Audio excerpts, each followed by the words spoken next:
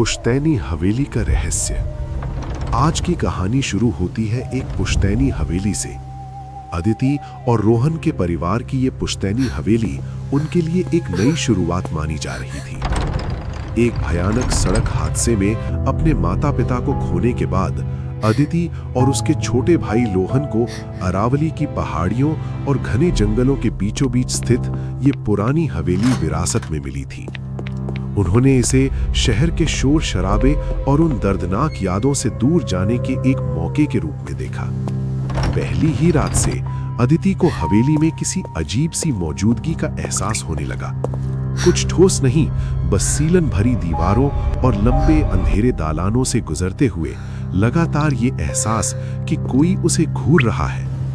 रोहन, जो स्वभाव से निडर था, उसकी घबराहट का मजाक उड़ाता था। तूने आजकल हॉरर फिल्में कुछ ज्यादा ही देखनी शुरू कर दी। उसने हंसते हुए कहा था। लेकिन फिर अजीबोगरीब घटनाएं शुरू हुई। शुरुआत में बहुत मामूली, सागवान की लकड़ी वाली भारी अलमारी का वो दरवाजा जिसे अदिति ने खुद कसकर बंद किया था, सुबह आधा खुला मिलता। शीशे सूखे मौसम में भी ऐसे धुंधले हो जाते मानो किसी ने अभी अभी उन पर सांस छोड़ी हो। रात के समय दीवारों के पीछे से धीमी और कुछ घिसटने जैसी आवाजें गूंजने लगी। पहला खौफनाक वाकया बुधवार की रात हुआ। अदिति रसोई में रात का खाना बना रही थी। तभी स्टैंड पर रखे पीतल के बर्तन और चाय के कप धीरे धीरे आपस में टकराने लगे, जिससे एक डरावनी भूतिया सी झंकार पैदा हुई। रोहन, जिसका चेहरा अब पीला पड़ चुका था, इस नजारे का गवाह था। आसपास से कोई ट्रेन या भारी गाड़ी नहीं गुजर रही थी। बाहर जंगल में खौफनाक सन्नाटा पसरा था। वो शायद भूकंप का हल्का झटका होगा, रोहन ने हकलाते हुए कहा, हालांकि वो खुद अपनी बात पर यकीन नहीं कर पा रहा था। लेकिन अगली घटना ने शक की कोई गुंजाइश नहीं छोड़ी। आधी रात को अदिति की नींद अचानक टूट गई। एक भयानक खौफ ने उसे सुन्न कर दिया था। कमरे की हवा अचानक बर्फ जैसी ठंडी हो गई। उसकी सांसें हवा में सफेद धुएं की तरह दिख रही थी और उसके बिस्तर के ठीक सामने वाली दीवार पर एक गहरी परछाई उभर रही थी, जो कमरे के अंधेरे से भी ज्यादा काली थी। एक इंसानी आकृति, लेकिन बहुत ही दुबली पतली, और उसकी गर्दन एक ऐसे कोण पर टूटी हुई सी झुकी थी जो किसी जिंदा इंसान के लिए नामुमकिन था। वो हिल नहीं रही थी, वो बस उसे घूर रही थी। अदिति ने पलक झपकी और वो साया गायब हो गया। लेकिन वहां अभी भी शमशान की राख, गीली मिट्टी और सड़े हुए मांस की अजीब सी बदबू तैर रही थी। अगले कुछ दिनों में उस हवेली में सांस लेना भी मुश्किल हो गया। फुसफुसाहटें शुरू हो गई, अस्पष्ट आवाजें जो सीधे दीवारों से आती हुई महसूस होती थी, मानो हवेली ने अपने ढांचे में पुरानी रूहों को कैद कर रखा हो। रोहन, जिसने अब सच्चाई को झुठलाना बंद कर दिया था, ने पास के गांव के एक बुजुर्ग से पूछताछ की। वहां उसे जो पता चला, उसके पैरों तले जमीन खिसक गई। ये हवेली सदियों पुरानी एक ऐसी जगह पर बनी थी जहां पहले तांत्रिक अनुष्ठान और अंतिम संस्कार होते थे। वहां का आखिरी निवासी उनका परदादा ठाकुर रुद्र प्रताप एक खौफनाक अघोरी और काले जादू का जानकार था। गांव वालों के अनुसार वो मरे हुए लोगों की आत्माओं से बात करने और सबसे बढ़कर उन्हें गुलाम बनाकर रखने के लिए भयानक प्रयोग करता था। उसकी मौत उसी हवेली में हुई थी, लेकिन उसकी लाश हफ्तों बाद तहखाने में सड़ी हुई हालत में मिली थी। वो मरकर भी वहां से जाना नहीं चाहता था, और वो ये भी नहीं चाहता कि कोई और वहां से जिंदा जाए। वो मरकर भी वहां से जाना नहीं चाहता था, रोहन ने कांपती आवाज में अदिति को बताया। और वो ये भी नहीं चाहता कि कोई और वहां से जिंदा जाए।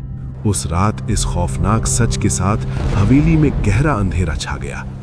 बाहर एक भयंकर तूफान आया और बिजली कट गई। अदिति और रोहन लिविंग रूम में छिपकर बैठ गए, जहां केवल एक मोमबत्ती की लौ कांप रही थी। तभी फुसफुसाहटें तेज हो गई, बच्चों के रोने की आवाजें, मिन्नतें और एक दबा हुआ खौफनाक अट्टहास। फिर अचानक मौत जैसा सन्नाटा छा गया और उसके ठीक बाद लकड़ी के फर्श के नीचे से खरोंचने की एक लयबद्ध आवाज आने लगी, जैसे लकड़ी पर कोई अपने नाखून रगड़ रहा हो। ये आवाज बार बार धीरे धीरे कमरे के एक छोर से दूसरे छोर तक उनके पैरों के ठीक वो- नीचे रेंग रही थी। नीचे वो है। नीचे है, अदिति सिसकते हुए बोली। रोहन दहशत में फर्श को घूर रहा था। फर्श की पुरानी लकड़ी चरमराई और फिर एक तख्ता हल्का सा ऊपर उठ गया, मानो नीचे जमीन के अंदर से किसी ने उसे धक्का दिया हो। कमरे में ठंडे गोश्त की सड़न भर गई। वे जान बचाकर दालान की तरफ भागे, लेकिन हवेली अब बदल चुकी थी। जिन दीवारों पर कभी पेंट लगा था वे अब दबी हुई मिट्टी और पुरानी जड़ों से बनी लग रही थी, जिनमें से खून जैसी लाल बूंदें रिस रही थी। हवा भारी और सीलन भरी थी। वे जिन दरवाजों से गुजर रहे थे वे उनके पीछे किसी कब्र के पत्थर की तरह जोर से बंद हो रहे थे। भागते भागते वे आखिर उसी जगह पहुंच गए जहां वे कभी नहीं जाना चाहते थे, हवेली का तहखाना। दरवाजा उनके पीछे जोर से बंद हुआ। बाहर निकलने का कोई रास्ता नहीं था। मोमबत्ती की आखिरी टिमटिमाती रोशनी में उन्होंने तहखाने की दीवारों को देखा। वहां सैकड़ों नाम खुदे हुए थे, गीले पत्थरों में एक दूसरे में उलझे हुए, और बिल्कुल बीच में सबसे गहराई से उकेरा गया नाम था रुद्र प्रताप। तभी दीवारों की फुसफुसाहटें एक हो गई और पत्थर के अंदर से ही एक भारी खुरदरी और विजयी दहाड़ गूंज उठी। यहीं रहो, इस घर का हिस्सा बन जाओ, मेरे परिवार का हिस्सा बन जाओ, हमेशा के लिए। मोमबत्ती बुझ गई, घुप अंधेरे में।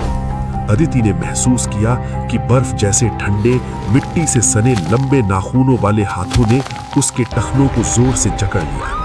उसे जमीन के अंदर खींचा जा रहा था। रोहन चीखा, लेकिन उसकी चीख ऐसे घुट गई जैसे उसके मुंह में ढेर सारी सूखी मिट्टी ठूस दी गई हो। जब सुबह की हल्की धूप खिली, राठौर परिवार की हवेली बिल्कुल शांत थी। बाहर से कुछ भी नहीं बदला था। हवा में पक्षियों की चहचहाहट थी। कुछ दिनों बाद जब पुलिस अदिति और रोहन की गुमशुदगी की रिपोर्ट पर हवेली की तलाशी लेने पहुंची, तो उन्हें पूरा घर खाली मिला। न कोई खून का निशान, न कोई सुराग। लेकिन जब एक हवलदार ने तहखाने का दरवाजा खोला तो उसे वहां कोई नहीं मिला। बस एक अजीब सी गीली मिट्टी की बदबू आ रही थी। तभी उसकी टॉर्च की रोशनी तहखाने की दीवार पर पड़ी, जहां सैकड़ों पुराने नाम खुदे हुए थे। वहां बिल्कुल नीचे ताजी खुरची हुई मिट्टी से दो नए नाम उभर आए थे, अदिति और रोहन। और अगर आप आज भी किसी शांत रात में अरावली के उस जंगल से गुजरे तो शायद हवा में तैरती हुई एक गूंज आपको सुनाई दे, पीतल के बर्तनों के आपस में टकराने की आवाज और दो नई जवान आवाजों की दर्दनाक चीखें जो हमेशा के लिए उन दीवारों के कोरस में शामिल हो चुकी हैं। हमें यहाँ से निकालो।